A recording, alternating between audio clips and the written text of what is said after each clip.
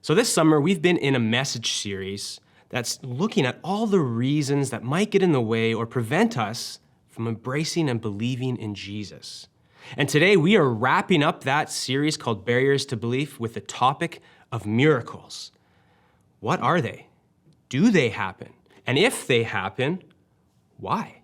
Why do they happen? And what does that mean for us and the world that we live in? There's lots of questions to get at today and a lot of places that we can go in the Bible to enter into the conversation. But for today, we are going to be in what's called the Gospel of John.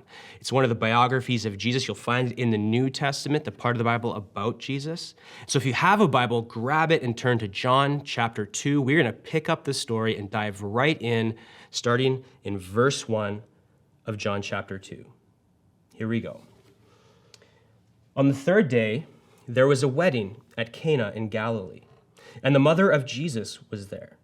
Jesus also was invited to the wedding with his disciples. When the wine ran out, the mother of Jesus said to him, "They have no wine."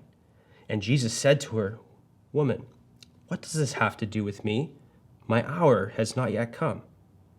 His mother said to the servants, "Do whatever he tells you." Now there were 6 stone water jars there for the Jewish rites of purification, each holding 20 or 30 gallons. Jesus said to the servants, "Fill the jars with water." And they filled them up to the brim. And he said to them, "Now draw some out and take it to the master of the feast." So they took it. When the master of the feast tasted the water, now become wine, and did not know where it came from, though the servants who had drawn the water knew, the master of the feast called the bridegroom and said to him, "Everyone serves the good wine first, and when people have drunk freely, then the poor wine. But you have kept the good wine until now." This, the first of his signs, Jesus did at Cana in Galilee, and manifested his glory, and his disciples believed in him. So this story is a story about a miracle worker, and all the people who were in the room as he did this miracle, and all the different responses that they had to what happened. We have Mary, Jesus' mother, who sees the problem of wine running out, and she goes to her son Jesus because she believes that he can do something about it, that he has the ability to fix the problem, to provide a solution. We have the master of the feast. He completely misses the miracle because his focus is on the quality of the wine and the time it was served. Then there's the disciples who are watching Jesus. They're watching as he's unfolding this miracle. They're watching as he does the miracle, and it stirs up faith in them. And finally, we have everyone else at the wedding who may or may not know what happened, or they may be wondering what to think about what they just witnessed. And so what you have is a miracle worker, and all these people in the room when Jesus is doing something extraordinary.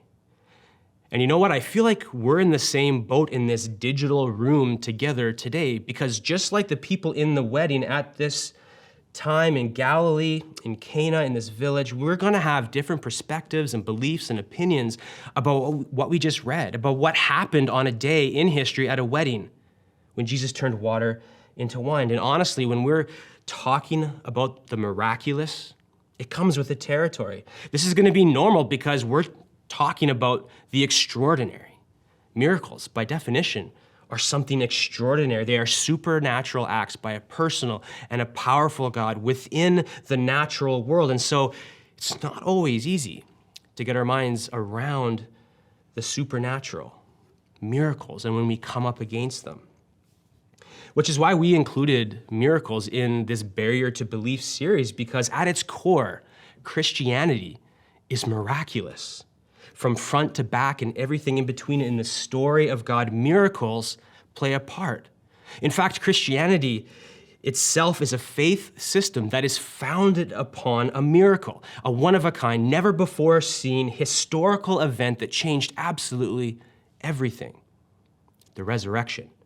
That moment in history when Jesus was nailed to a wooden cross and died, when he was put in a tomb, and then 3 days later, he comes back to life in a physical, transformed body, never to die again, so that you and I could have a life with God and a future with God forever. See, everything in Christianity hinges upon this miracle, this historical event called the resurrection. So much so that one of Jesus' followers named Paul, he would actually write in a letter to the church in Corinth, if Christ has not been raised, your faith is futile, and you are still in your sins. Another translation actually says your faith is useless, and you are still guilty of your sins if the resurrection did in fact not happen. And so if the resurrection didn't happen in history, if Jesus didn't come back to life, then what he did at the cross didn't do what we believe it did. Sin and Satan and death have not been defeated, and we should all just pack up and go home because everything in Christianity falls apart if the resurrection of Jesus didn't happen.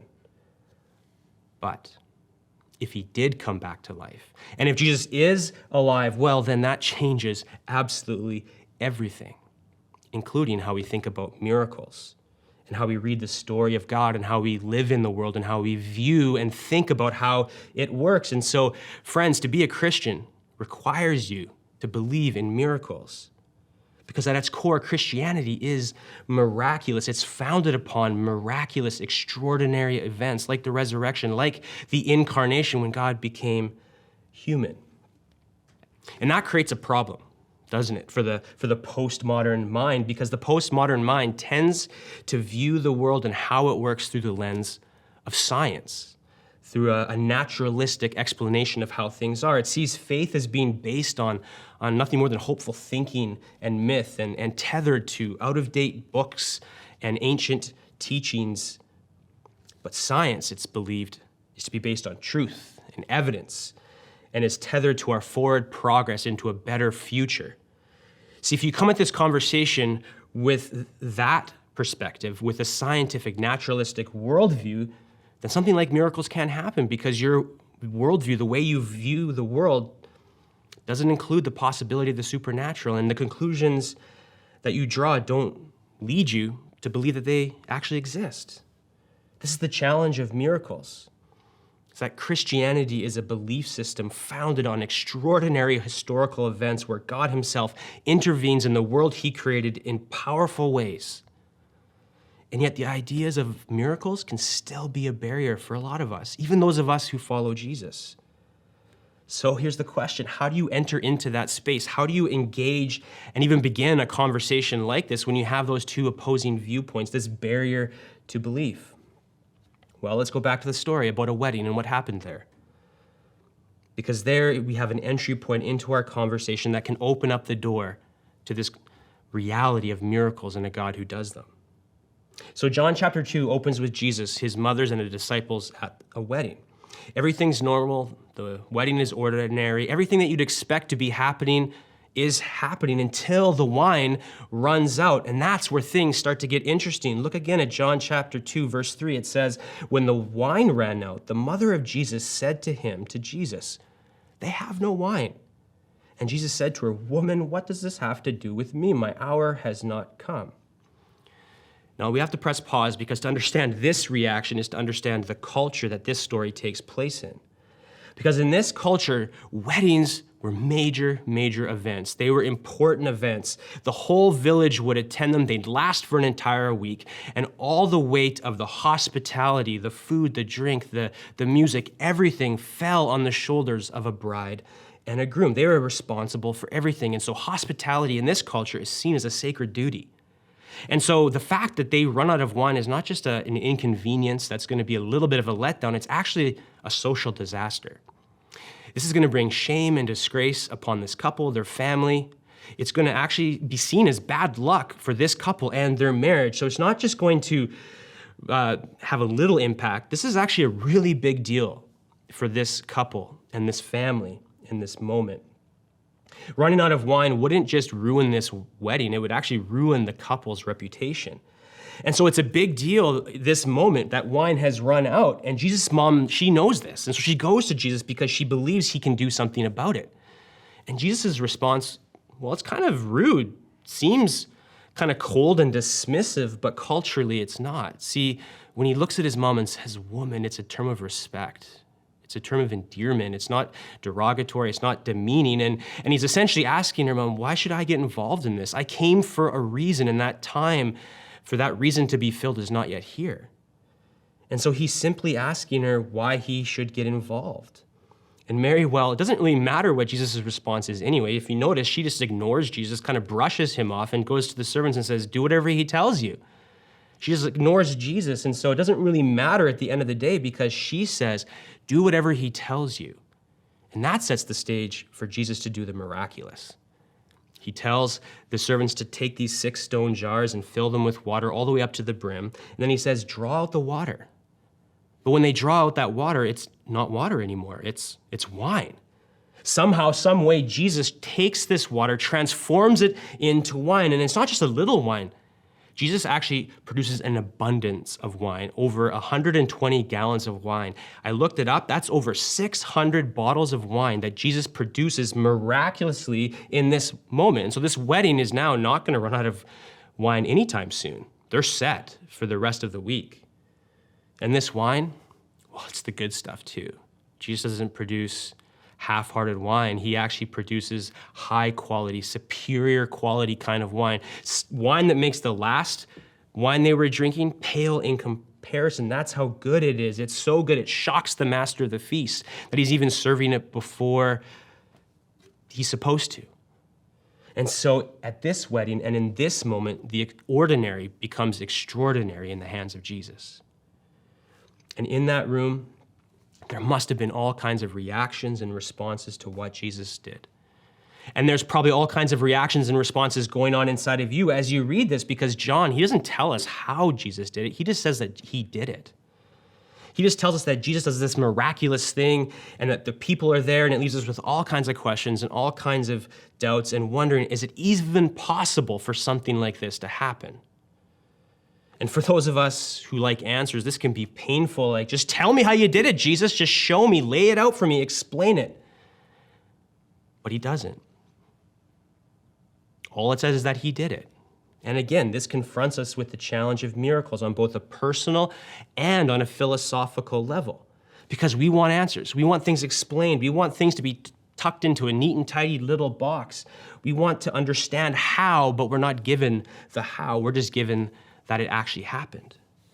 And so we want to also know, why do I hear stories about other people experiencing miracles, but that's never happened to me or the people that I love, even though I've asked 1,000 times? Like, we have personal reactions when we hear these stories and we talk about miracles. I know I do. Like, for me, my wife has dealt with headaches and migraines for a long period of time. And for so long, she has tried everything: doctors, medication, massage, acupuncture. She's tried so many things, but none of it's ever worked. None of it's ever taken away those headaches. And I remember early in our marriage, she was having one of the worst migraines that she's ever had, and she was incapacitated. And if you've had a migraine, then they can really knock you down and knock you out. And so she was doing all the things. She took her medication. She was in a quiet room. She was resting. Nothing was working. And so finally she cries out to God, help me, take this headache away. And you know what God did? In a second, in a flash, the migraine was gone. It was like it wasn't even there, and she was able to get up and go on with the rest of the day. Miraculous, amazing. God did it, and he can do amazing things. But here's the thing for me, is I've never actually been in a room for a miracle. All my experiences of miracles have been secondhand. And you know what? Sometimes I struggle with that. I struggle and ask God, why haven't I been in a room for a miracle? I'd love to be able to see one, but that's not been my experience. But it doesn't mean that miracles don't happen, because they do. They happen all the time, and God is still at work doing amazing things, just like he was at work in this family from our church in an amazing way. Check out their story. So I've wondered, what constitutes a miracle? Is it odds? 1 in 500, 1 in 1,000, 1 in a million? I think sometimes society has kind of diminished the word miracle by assigning it to almost everything, but I think truly there's times where miracles do happen, and I think I've experienced that in my life. 5 years ago, this past June, our son Jordan was facing a major surgery to remove a tumor in his bile duct and pancreas area. It was quite shocking, to be honest with you. Testing was really conclusive, but the doctors said it was cancerous. I think they said something like, if it looks like a duck and walks like a duck, it's probably a duck, which wasn't funny for us at all. And no parent wants to hear that. I don't really care what age they are, whether they're a young adult like our son was. His wife was pregnant with their third child. He was quite sick.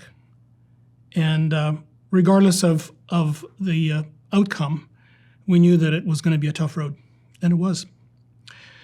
Carol and I both had peace, though, from different circumstances and different ways.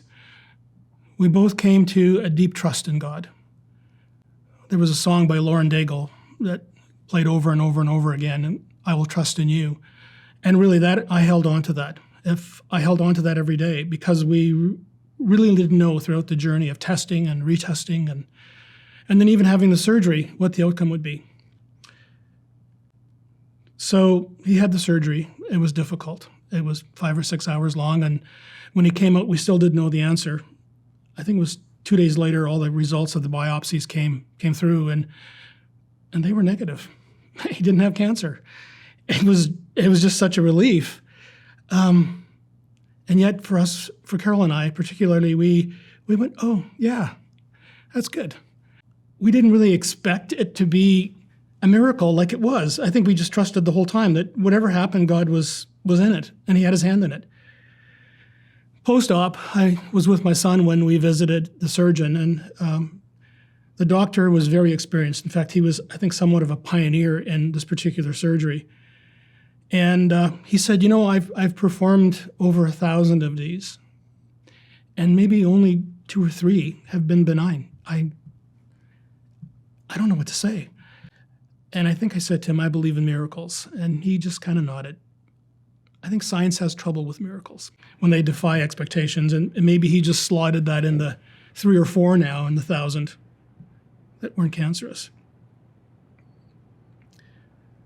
I know that sometimes people are praying and hoping for a miracle, and it doesn't happen. And I'm sensitive to that. And we were overjoyed with our miracle in our family.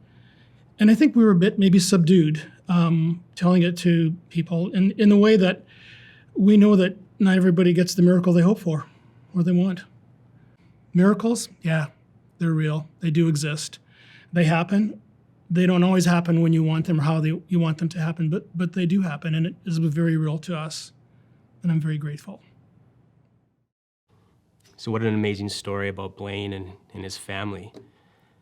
And they confront us again that miracles happen. God is still in the business of doing extraordinary things. And look, I don't know why God didn't give you your miracle when you asked for it. There's a mystery to all of this.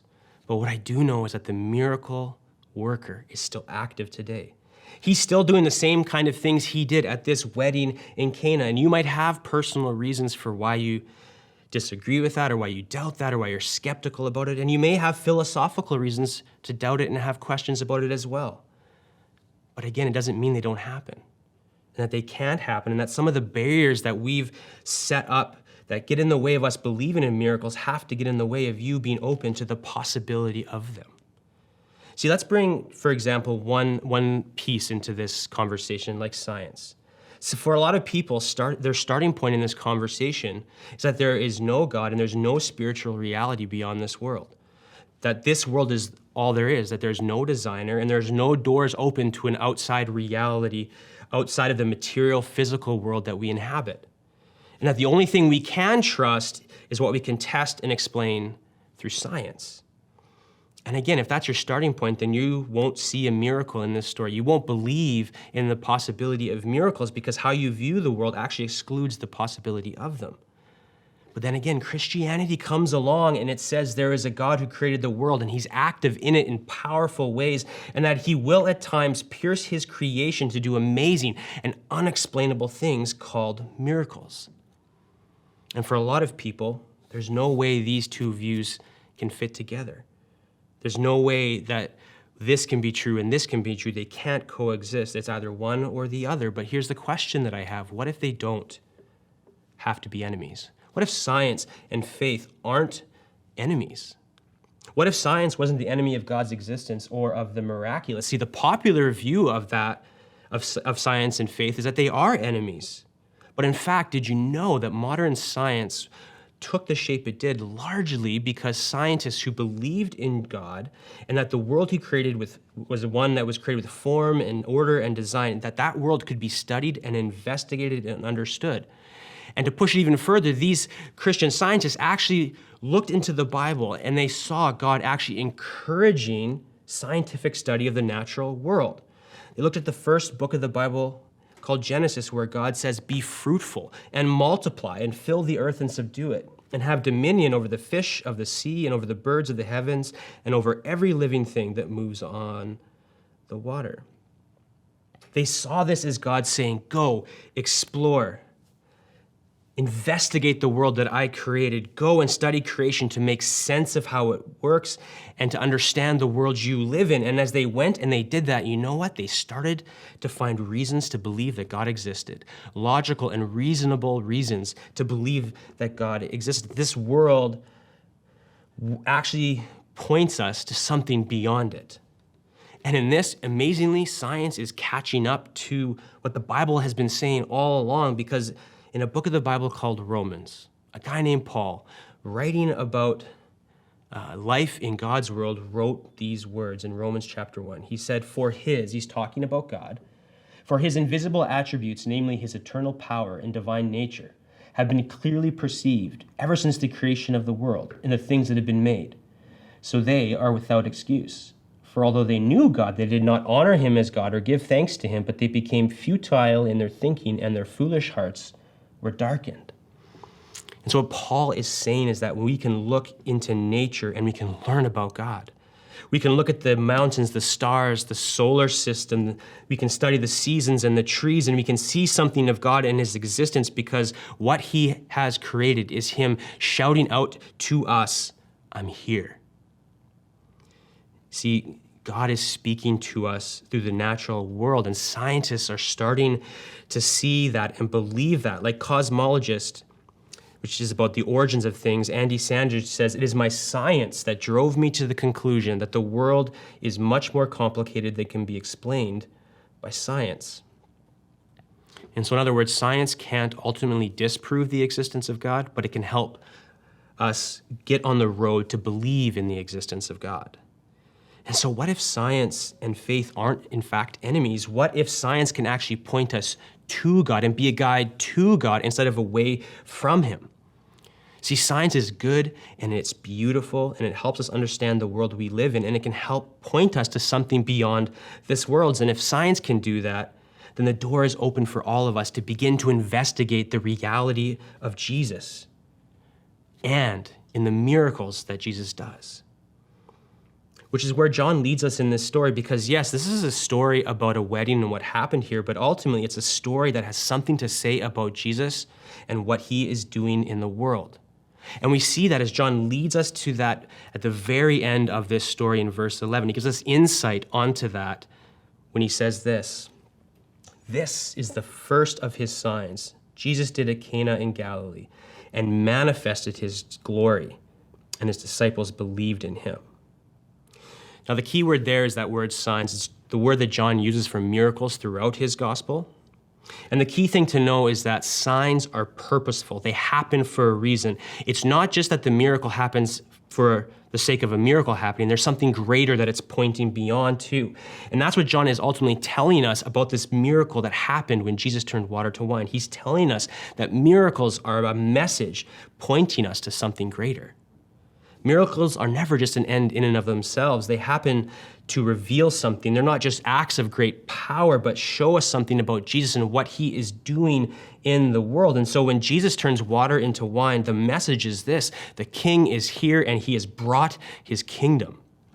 The miracle of Jesus is about more than him just changing water into wine. It's about the invasion of a promised kingdom in the here and now, the moment in the greater story of God about how prophets like Joel and Amos talked about a day when the mountains would drip with wine and flow freely. And that when that day come, it would be an announcement that God was acting in history once again to fulfill his promises to his people. They talked about a day when this would happen, and here, right now, in this story, John is saying that moment has arrived. in this little village called Cana, far away from the spotlight. It's pointing us to the reality that God himself has drawn in near, and the promise of abundant life is about and to be fulfilled and is beginning to be fulfilled in the world. See, this moment is a declaration that what God has promised is finally happening in Jesus. It's the start of something new happening in the world. Jesus said it was like a kingdom breaking into this world and drawing near to us, and that this is good news. This is the gospel, is that God's rule and reign has arrived in Jesus and is now being established in the world. It's broken in, and now new things are possible. The blind will see, the lame will walk, the captives will be set free, the dead will come back to life. The old way of living is being replaced by a new way of living centered and oriented around Jesus. A new beginning is here with the arrival of Jesus, and it brings with it new possibilities and a new ending to this story. Because this moment doesn't just mark the arrival of the king and his kingdom, it also looks ahead to a day when the king will come back and there will be another wedding celebration, a time where you and I, who are united in faith in Jesus, will sit down for a great heavenly feast with all of God's people at the marriage of Jesus and his church, and we will celebrate the reality that there will be no more death and disease, and all the sad things will come untrue. See, friends, a day is coming where we won't feel that tension that Blaine talked about, how we want the miracle, but it doesn't happen, but we know they're possible. The day is coming when we won't feel that tension anymore. Everything will be fixed. All will be right. All will be made good. But until that day comes, we live in this world. But this world is one where new possibilities and new things are possible. The king has come. The kingdom is here, and we're living in a new normal.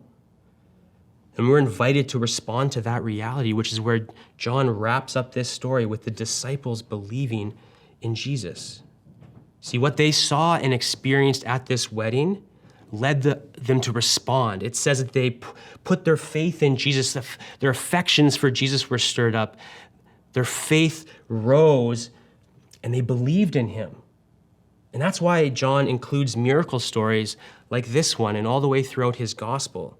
It's because he wants us to know who Jesus is. He wants us to believe in him and to experience life in him. He says, that's why I wrote. At the very end of his gospel, he actually says, now Jesus did many other signs in the presence of his disciples, which are not written in this book. And hear this. But these are written so that you may believe that Jesus is the Christ, the Son of God, and that believing you may have life in his name. And so John wants us to see Jesus for who he is. He wants us to come to faith in him. He wants us to see the reality of God's rule and reign in this world, and he wants us to see what is possible in this kingdom, the new possibilities that are opened up for anyone who unites their lives to Jesus. See, that's what miracles are really about. They are a message revealing the reality of the King and the presence of his kingdom. It's here. And that means God's stuff can happen. Miraculous stuff can happen. And you know what? You might not be there yet. You might not be in a place where you see that, or where faith in Jesus and the supernatural lives in you and makes sense. And you know what? I want you to know that's okay. But might I suggest 2 steps for us as we close? For you and for all of us, really, that will help us get on the road to embracing this barrier to belief called miracles. The first one is this: get to know the miracle worker. I love what author and apologist C.S. Lewis says. He says, but in Christianity, the more we understand what God it is who is said to be present and the purpose for which he is said to have appeared, the more credible the miracles become. So here's the first step. Start with Jesus, because he's the heartbeat of Christianity. Do what the first followers of Jesus did. They got close to him and they spent time with him. If you notice in this story, they're with Jesus. They're watching him as he lives his life. They're watching him as he interacts with people. They're close to him, and their proximity to him forms and fosters their faith. And the reality is that the only way our belief gets formed and fostered is by getting to know Jesus, by having an encounter with him. So this week, why not take some time to get to know Jesus? Why don't you take this week to read through the Gospel of John and get to know who Jesus is? Watch what he does and how he treats people. Listen to his teaching. Look at his way of life. Investigate the things he does. See for yourself the reality that he loves you so much that he went to the cross to die for you, and then he rose again so that sin, Satan, and death would not have its claim on your life. Why not start this week by putting yourself in a position to know the miracle worker? Because that's when barriers begin to fall and belief begins to rise, when we encounter the King named Jesus. But let's not stop there, because how about this second step? First, get to know the miracle worker. Second, position yourself for a miracle today. See, in John chapter 14, Jesus is about to leave and he's talking to his followers and he says this, "Truly, truly, I say to you, whoever believes in me will also do the works that I do, and greater works than these will he do, because I am going to the Father. Whatever you ask in my name, this I will do, that the Father may be glorified in the Son. If you ask me anything in my name, I will do it." So what Jesus is saying is that when the Spirit of God comes and we are living in his kingdom, under his rule and under his reign, we will do the same kinds of works that Jesus does. And we can ask anything in his name and he will do it. And let me ask you, do you actually believe that? That Jesus can do whatever you ask him to? Do you believe that right here and right now, a miracle can happen if you ask Jesus in his name to do it? For many of us, the answer is, I don't know, or no way. But what if just for this moment, you put yourself in a position for that miracle to happen? What if you took Jesus at his word and you asked him for the first time, or maybe for the 500th time, to do something that only he can do? Now, he might not do it, but what if today was the day? What if Jesus, who invited us to pray for his kingdom to come on earth as it is in heaven, that heaven would invade this earth and this reality? What if today was the day when that happened for you? So why not pray that today? Why not take that step, take that risk? Because the miracle worker is still active. And maybe, just maybe today, he'll move in your life in the same way he moved in this couple's life at their wedding and showed his glory and showed us what's possible when he shows up in the world.